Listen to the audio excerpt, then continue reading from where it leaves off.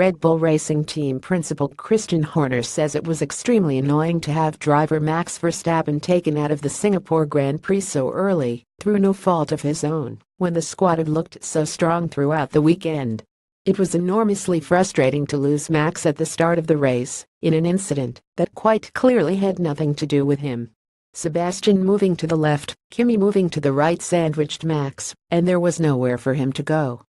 Although one driver was served a huge slice of bad luck on Sunday, Daniel Ricciardo's second place made up for the disappointment, especially as the Australian had been suffering from a gearbox oil leak throughout the race.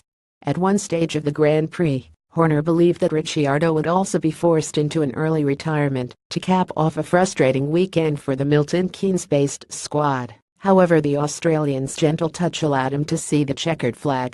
It was an impressive drive from the 28-year-old who was still able to hold off the advances of Mercedes-AMG Petronas Formula One team driver Valtteri Bottas, though the issue made it too difficult for the 28-year-old to make any impact on race leader Lewis Hamilton.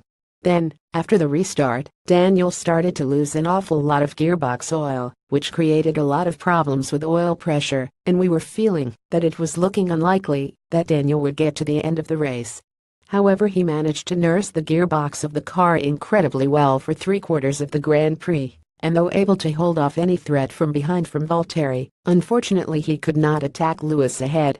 The result made it the third year in a row that Ricciardo has come home in second place at Singapore, and Horner was relieved to achieve such a brilliant finish after their early problems. So it has been another second place for us in Singapore, but a strong podium to take away considering how things were looking after the first 15 laps.